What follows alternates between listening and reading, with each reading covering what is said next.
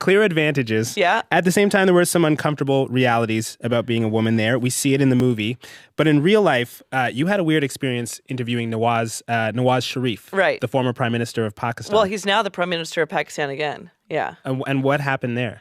Well, we had first met in person after Benazir Bhutto was killed, which was obviously a horrible time in the country. And we met and we had sort of a funny conversation, where I was supposed to get, I think, 15 or 20 minutes with him. And he kept asking me to ask more questions. And so at this point, I'm through all my main questions and I'm just repeating myself. But, we had like a rapport. And it's always nice as a journalist when you find somebody who's willing to talk to you and answer your questions, who's obviously in a position of power. And he's the head of the opposition. He's also funny, and so we would joke around together.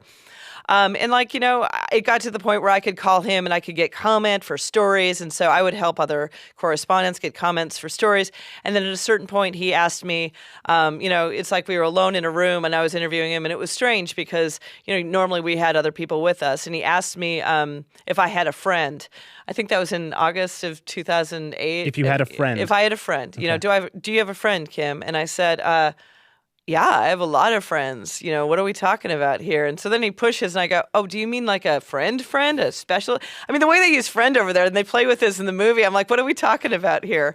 And it turns out he wanted to know if I had a boyfriend. And I said, I had one and I just, we just broke up. I'm kind of thinking like, where's this going? And he says, well, I would like to help you find a friend.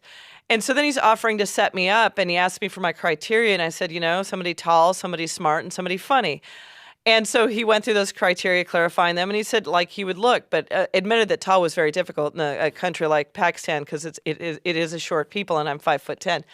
And then it was just sort of a joke. And I ran this past other Pakistani friends and they said, oh, he's just acting like your Punjabi uncle, And so this goes on for a while. There's an awkward lunch in there, and then there's the bombing in Mumbai. And I realized that he's the person I need to go see because I want to try to find the village where the one surviving bomber was from. And that was in his province of Punjab.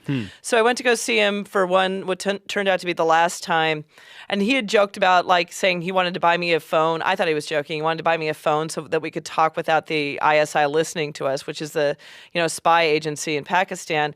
And so at this last conversation, he basically asked my translator to leave. I didn't even need a translator, but I sort of felt like I wanted somebody in the room. Yeah. And he said, he basically offered me the iPhone. I said no.